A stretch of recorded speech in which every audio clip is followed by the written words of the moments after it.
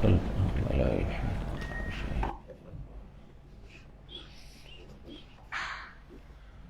ولا يؤوده حفظهما وهو العلي العظيم. لا إله إلا الله وحده لا شريك له. إن الحمد لله نحمده ونصلي على رسوله الكريم. أما بعد، اعوذ باللہ السمیع العلیم من الشیطان الرجیم. بسم اللہ الرحمن الرحیم. لیس البر ان تولوا وجوہکم قبل المشرق والمغرب ولكن البر من آمن باللہ والیوم الآخر والملائکۃ والکتاب والنبیین وآتى المال على حبه ذوي القربى واليتامى والمساكين وابن السبيل والسائلين وفي الرقاب وأقام الصلاة وآتى الزكاة والموفون بعهدهم إذا عاهدوا والصابرين في البأساء والضراء وحين البأس أولئك الذين صدقوا وأولئك هم المتقون. حضرات محترم، دوسرے پارے کے آغاز میں ہم یہ بات وضاحت کے ساتھ پڑھ آئے ہیں کہ نبی کریم صلی اللہ علیہ وسلم جب مدینہ منورہ میں آئے تو اس وقت آپ بیت المقدس کی طرف چہرہ کر کے نماز پڑھا کرتے تھے. آپ کے دل کی خواہش بڑی تھی کہ اللہ بیت اللہ کی طرف ہمارا رخ موڑ دے، لیکن زبان سے آپ کہتے بھی نہیں تھے کہیں اللہ مالک میرے سوال پہ ناراض نہ ہو جائے. 16 یا 17 ماہ تک مدینہ منورہ میں مسلمان اور نبی کریم صلی اللہ علیہ وسلم بیت المقدس کی طرف نماز پڑھتے رہے. مدینہ منورہ میں یاد رکھیں ہمارے ہاں کعبۃ اللہ مغرب کی جانب ہے. مدینہ منورہ میں جب ہم نماز پڑھتے ہیں تو کعبۃ اللہ جنوب کی جانب ہے اور بیت المقدس شمال کی جانب ہے. یہ بالکل اپوزٹ ہے. جب نبی کریم صلی اللہ علیہ وسلم مکہ مکرمہ میں تھے تو آپ جب نماز پڑھتے تھے تو دونوں حجروں کے درمیان، حجر اسود اور رکن یمانی کے درمیان کھڑے ہو کے پڑھتے، تو آپ بیک وقت بیت اللہ اور بیت المقدس دونوں سمت آپ کا چہرہ ہوتا. لیکن جب مدینہ منورہ آئے تو یہ معاملہ بالکل اپوزٹ تھا. یہاں ممکن نہیں تھا کہ بیت اللہ کی طرف ہو. تو اللہ رب العزت نے آپ کی دل کی کیفیت کو جانتے ہوئے کہا قد نرى تقلب وجهك في السماء. ہم نے آپ کے چہرے کو بار بار اٹھتا ہوا دیکھا. فول وجهك شطر المسجد الحرام. اب آپ اپنا چہرہ بیت الحرام کی طرف کر لیجئے، یعنی بیت اللہ کی طرف نماز پڑھیے. جب یہ معاملہ ہوا تو اہل کتاب جو تھے، جو پہلے اس بات پہ خوش تھے کہ یہ ہمارے قبلے کی طرف نماز پڑھتے ہیں، حالانکہ ان کی کتابوں میں یہ لکھا ہوا تھا کہ نبی کریم صلی اللہ علیہ وسلم کا قبلہ بیت اللہ ہوگا، بیت المقدس نہیں.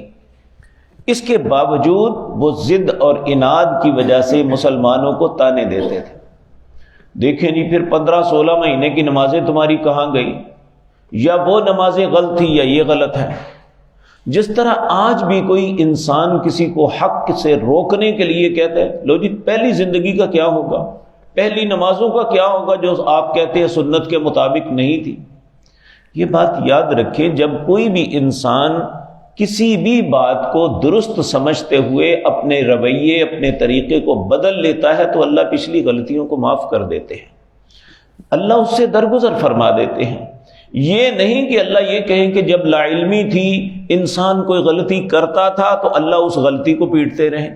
نہیں، اللہ رب العزت جو ہے اس غلطی کو درگزر کر دیتے ہیں جب انسان اپنی اصلاح کر لیتا ہے. تو یہاں جب تانے دیے تو بعض مسلمانوں کے ذہنوں میں بھی یہ بات تھی کہ واقعتاً بات تو بڑی زبردست ہے کہ ہماری وہ نمازیں غلط تھی آج کی غلط ہے. تو اللہ رب العزت نے پھر یہ آیت اتاری. یہ آیت نمبر 177 ہے. اللہ رب العزت فرماتے ہیں لیس البر ان تولوا وجوہکم قبل المشرق والمغرب، یہ نیکی نہیں ہے کہ آپ کا چہرہ مشرق کی جانب ہے یا مغرب کی جانب ہے، اصل نیکی یہ ہے وَلَٰكِنَّ الْبِرَّ مَنْ آمَنَ بِاللَّهِ، اصل نیکی یہ ہے کہ انسان اللہ کی بات کو مانے، اللہ پہ ایمان لائے۔ جو رب نے کہا، جب تک اللہ نے چاہا بیت المقدس کی طرف کیا، اب اللہ کا حکم آ گیا بیت الحرام کی طرف، تو نماز کی قبولیت تو اللہ کے ہاتھ میں ہے، اعمال کی قبولیت تو اللہ کے پاس ہے۔ جب اس نے حکم دیا تو پھر ہمیں یہ سوچنے کی ضرورت ہی نہیں کہ پہلی کا کیا ہوگا، پچھلی کا کیا ہوگا۔ جب تک اللہ کا حکم تھا کہ وہ کرو، وہ کرتے رہے، اب اللہ کا حکم ہے یہ کرو تو ہمیں یہ کرنا ہے، اس میں معاملے تردد کیا ہے؟ تو اللہ رب العزت فرماتے ہیں وَلَٰكِنَّ الْبِرَّ مَنْ آمَنَ بِاللَّهِ، نیکی یہ ہے کہ انسان اللہ پہ ایمان لائے، وَالْيَوْمِ الْآخِرِ، اور آخرت پہ ایمان رکھے کہ ایک دن آنے والا ہے جب ہماری زندگی کے تمام معاملات کا فیصلہ ہونا ہے، اور وہ فیصلہ ایسا ہوگا وَمَا رَبُّكَ بِظَلَّامٍ لِّلْعَبِيدِ، اللہ اپنے بندوں میں سے کسی پہ کوئی ظلم نہیں کرے گا، اللہ عدل کے ساتھ فیصلہ کرے گا۔ آج دنیا کے اندر یعنی سب سے حساس ترازو جو ہے سنار کا ہوتا ہے، کہ جس میں چھوٹی سی چھوٹی چیز، لیکن یہ ذرہ جو ہے جو ہوا میں اڑتے ہیں، کبھی ہم چھاؤں میں بیٹھے ہوں تو دھوپ اندر آ رہی ہو تو دھوپ کے اندر ذرے اڑ رہے ہوتے ہیں، یا تو انسان اس وقت انہیں دیکھ سکتا ہے اور یا خوردبین کے ذریعے دیکھ سکتا ہے۔ اس وقت کروڑوں اربوں ذرے یہ اڑ رہے ہیں لیکن ہمیں نظر نہیں آ رہے، وہ جو ان کروڑوں ذروں اربوں ذروں میں ایک ذرہ ہے نا، اللہ کا ترازو اس کا بھی وزن کر لے گا۔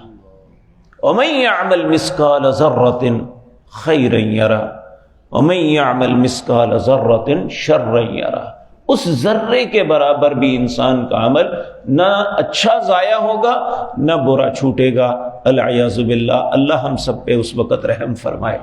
والیوم الآخری، آخرت پہ ایمان، والملائکتی، اللہ کے فرشتوں پہ ایمان، والکتابی، اللہ نے جتنی کتابیں نازل کی ان پہ ایمان۔ یہ کیوں کہا؟ اس لیے کہ اللہ نے جو کتابیں نازل کی تھی، اللہ نے ان کے اندر نبی مکرم صلی اللہ علیہ وسلم کے آنے کی پیشین گوئی کی، نبی کریم صلی اللہ علیہ وسلم اور ان کے ساتھیوں کی نشانیاں بتائی۔ تو اب ان پہ ایمان ہوگا تو ان چیزوں کو ماننا پڑے گا۔ تو یہود جو تھے اپنی مرضی کے مطابق کتاب کو مانتے تھے، جو ان کی مرضی کے مطابق ہوئی اسے مان لیا، جو نہیں ہوئی نہ مانا۔ آج بدقسمتی سے مسلمان بھی وہی کچھ کر رہے ہیں کہ جس کتاب کے جس حکم کو اپنے حق میں موافق سمجھا اسے تسلیم کر لیا، جو سمجھا کہ یہ میرے مفاد کے خلاف ہے وہاں انسان جو ہے وہ بڑا بھولا بن جاتا ہے، جی مجھے پتہ ہی نہیں تھا، حالانکہ اللہ رب العزت ہمارے دلوں کے حالات کو جانتے ہیں۔ تو اللہ رب العزت فرماتے ہیں کہ والکتاب، کتابوں پہ ایمان، والنبیین، نبیوں پہ ایمان رکھنا، یہ حقیقتاً نیکی ہے۔ پھر اللہ فرماتے ہیں وَآتَ الْمَالَ عَلَىٰ حُبِّهِ، وہ اپنے مال کو دیتے ہیں، لوگوں کا مال نہیں چھینتے بلکہ اپنے مال کو دیتے ہیں۔ کیوں؟ اللہ کی محبت میں۔ عَلَىٰ حُبِّهِ، کس کس کو دیتے ہیں؟ ذوی القربیٰ، قریبیوں کو۔ قریبی کون ہیں؟ والدین، بیوی، اولاد، بہن بھائی، یہ سب ذوی القربیٰ انسان کے قریبی ہیں، اور انسان کا حق ہے کہ انہیں عطا کرے۔ نبی صلی اللہ علیہ وسلم نے فرمایا 4 درہم ہیں جو کوئی بھی انسان خرچ کرتا ہے، 1 درہم وہ ہے جو کسی غریب مسکین پسے ہوئے کو دیتا۔ آپ نے فرمایا اچھا ہے۔ 1 درہم وہ ہے جو جہاد کے رستے میں اللہ کے کلمے کو بلند کرنے کے لیے دیتا ہے۔ آپ نے فرمایا یہ بھی اچھا ہے۔ آپ نے فرمایا 1 درہم وہ ہے جو رفاہیت کے کسی کام میں جس میں انسانیت کی بھلائی ہے اس میں دیتا ہے۔ آپ نے فرمایا یہ بھی اچھا ہے۔ لیکن آپ نے فرمایا سب سے بہترین درہم وہ ہے جو انسان رزق حلال کما کے اپنے گھر والوں کو کھلاتا ہے۔ تو ذوی القربیٰ اللہ فرماتے ہیں جو قریبی ہیں انہیں دو، اور کتنے مقام پہ آیا ہے وَبِالْوَالِدَيْنِ إِحْسَانًا، ماں باپ کے ساتھ احسان کرو، کہیں آیا ماں کے ساتھ احسان کرو، یعنی ان کے ساتھ ہمیشہ بھلائی کرنی چاہیے، اپنے خالص مال کے ساتھ ان کی خدمت کرنی چاہیے، یہ حکم ہے۔ اور نیکی یہ ہے وَآتِ ذِی الْقُرْبَىٰ، عطا کرے قریبیوں کو، اور والیتامیٰ، یتیموں کو۔ یتیم کون ہے؟ نابالغی کے اندر، بچپن کے اندر جس کا باپ فوت ہو گیا۔ نبی صلی اللہ علیہ وسلم نے فرمایا جب کوئی بچہ بالغ ہو جاتا ہے تو اس کی یتیمی ختم ہو جاتی ہے۔ وہ یتیم اپنے آپ کو نہیں کہہ سکتا، تو یتیم وہ ہے جس کا والد اس کی بچپن میں فوت ہو جائے، جب تک وہ بالغ نہیں ہوتا، اپنے کام کے قابل نہیں بنتا، اس وقت تک وہ یتیم ہے۔ کہا اس کو بھی عطا کرنا ہے۔ نیکی یہ ہے کہ یتیم کو دینا، والمساکین، مسکین کو دینا۔ مسکین کسے کہتے ہیں؟ مسکین وہ شخص ہے جو محنت مزدوری کرتا ہے۔ ہمارے معاشرے میں مسکین سمجھتے ہیں جس کی ماں نہ ہو، یہ غلط ہے۔ مسکین اس کو کہتے ہیں جو مزدوری کرتا ہے لیکن وہ اتنی اجرت نہیں ہوتی کہ اپنے گھر والوں کی اچھے طریقے سے کفالت کر لے۔ اگر بیماری آ جائے تو پیسہ نہیں ہے، اگر خدا نخواستہ کوئی شادی بچی کی آ جائے تو اس کے پاس نہیں ہے، یا اور بھی کھانے پینے کے معاملے میں اسے ہمیشہ ہی تنگی کا سامنا ہے، کہا اس کو بھی عطا کرتا ہے اللہ کی رضا کے لیے۔ وابن السبیل، اور رستے کے یعنی مسافروں کی خدمت کرتا ہے۔ والسائلین، مانگنے والوں کو دیتا ہے۔ وفی الرقاب، گردنیں چھڑاتا ہے، یعنی اس زمانے میں غلام تھے، آج اگر کوئی ناجائز کسی کیس میں پھنس جائے تو اسے چھڑانا یہ بہت بڑی نیکی ہے۔ اللہ فرماتے ہیں یہ حقیقتاً نیکی ہے۔ اس بات پہ مت الجھو کہ تم نے مشرق کی جانب منہ کرنا ہے یا مغرب کی جانب، یا جو اللہ کا حکم ہے اسے مان لو۔ حقیقی نیکیاں یہ ہے۔ پھر فرمایا نیکی میں یہ بھی ہے وَأَقَامَ الصَّلَاةَ، نماز کو قائم کرنا، وَآتَى الزَّكَاةَ، زکوٰۃ دینا۔ یہ دیکھیں، یاد رکھیں، پہلے جو کچھ خرچ کرنے کا حکم دیا ہے وہ زکوٰۃ سے الگ ہے۔ زکوٰۃ کا تذکرہ اب ہے۔ زکوٰۃ ایک فریضہ ہے جو نہ ادا کریں گے تو انسان مجرم ہے، لیکن یہ مال دیتے ہیں تو اللہ کے محبوب بنتے ہیں، بہت نیکی ہے۔ یہ نفلی صدقہ ہے جو انسان اپنی زندگی میں کرتا ہے۔ پھر اللہ رب العزت فرماتے ہیں وَآتَى الزَّكَاةَ وَالْمُوفُونَ، یہ بڑی اہم بات ہے، وَالْمُوفُونَ بِعَهْدِهِمْ، جب کسی کے ساتھ وہ کاروباری ایگریمنٹ ہو، وہ رشتوں ناتوں کا اگر ایگریمنٹ ہو، وہ کوئی اور بات ہو، جب مسلمان دوسرے کے ساتھ عہد کر لیتا ہے تو اس عہد کو پورا کرنا مسلمان پہ لازم ہے۔ مسلمان عہد کو توڑنے والا نہیں ہوتا، عہد کو توڑنے والا منافق ہے۔ جو شخص عہد کر کے پورا کرتا ہے اللہ ہمیشہ اسے برکتیں دیتے ہیں۔ ہم بہت سے ایسے لوگ ماشاءاللہ سودا کرتے ہیں، دوسرے دن اس چیز کا بھاؤ دگنا ہو جاتا ہے، کہتے ہیں مکر جا، کہتے ہیں نہیں یہ اس کی قسمت تھی۔ اور کچھ ایسے ہیں کہ جو تھوڑا سا مفاد دیکھتے ہوئے مکر جاتے ہیں، یہ دونوں میں زمین آسمان کا فرق ہے۔ ایک وہ تھا جس نے اللہ کے حکم کی پاسداری کی، اس نے عہد کو پورا کیا، جو کسی کے ساتھ ایگریمنٹ کیا تھا اس ایگریمنٹ پہ پورا اترا۔ حقیقتاً یہی لوگ دنیا اور آخرت میں کامیابیاں حاصل کرنے والے ہیں۔ بد عہد آدمی نہ اپنے کاروبار میں ترقی پاتا ہے اور نہ آخرت میں اس کے پلے کچھ پڑتا ہے۔ تو کہا وَالْمُوفُونَ بِعَهْدِهِمْ إِذَا عَاهَدُوا، وہ اپنے عہد کو پورا کرتے ہیں جب عہد کر لیتے ہیں۔ وَالصَّابِرِينَ فِي الْبَأْسَاءِ وَالضَّرَّاءِ، انسان کے حالات دنیا کے اندر ہمیشہ ایک جیسے نہیں رہتے۔ اگر آج صحت ہے تو بیماری بھی آ سکتی ہے، اگر آج آسانی ہے تو مشکل بھی آ سکتی ہے۔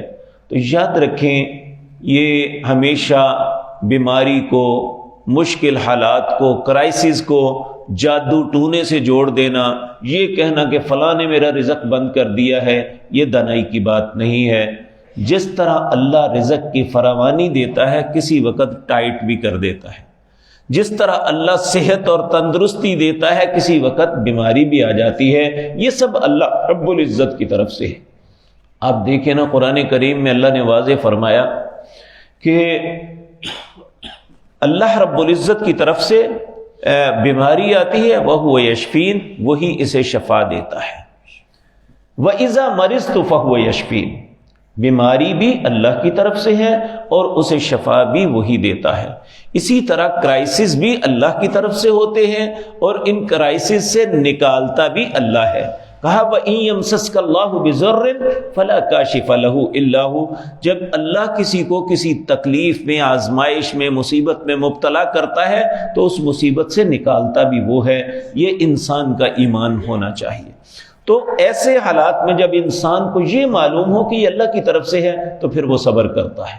تو کہا وَالصَّابِرِينَ فِي الْبَأْسَاءِ وَالضَّرَّاءِ، مصیبت، مشکل، تکلیف کے وقت وہ صبر کرتے ہیں۔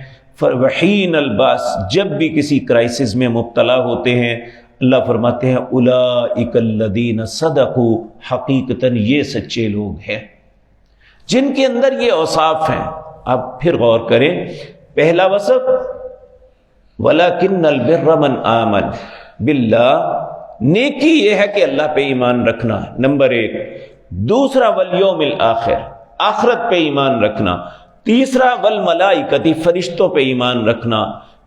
اور چوتھا وَالْكِتَابِ، کتاب پہ ایمان رکھنا۔ پانچواں وَالنَّبِيِّينَ، نبیوں پہ ایمان رکھنا۔ چھٹا وَآتَ الْمَالَ عَلَى حُبِّهِ، اللہ کی محبت میں اپنے مال کو خرچ کرنا۔ کن کن پہ؟ ذوی القربا، قریبیوں پر، والیتاما، یتیموں پر، والمساکین، مسکینوں پر، وابن السبیل، مسافروں پر، والسائلین، سوال کرنے مانگتوں پر، وفی الرقاب، گردنیں چھڑانے پر، ان پہ مال خرچ کرنا۔ پھر فرمایا وَأَقَامَ الصَّلَاةَ، نماز کو قائم کرتے ہیں، وَآتَ الزَّكَاةَ، زکوٰۃ کو دیتے ہیں، وَالْمُوفُونَ بِعَهْدِهِمْ إِذَا عَاهَدُوا، جب عہد کر لیں تو عہد کو پورا کرتے ہیں، اور مصیبت اور تنگی کے وقت وہ صبر کرتے ہیں۔ اولئک الذین صدقوا، یہی سچے لوگ ہیں۔ وَأُولئک هُمُ الْمُتَّقُونَ، یہی تقوی والے ہیں۔ اللہ ہمیں بھی ان اوصاف سے متصف فرمائے تاکہ ہم بھی اللہ کی نظروں میں اچھے بن جائیں۔ اقول قولی ھذا واستغفر اللہ۔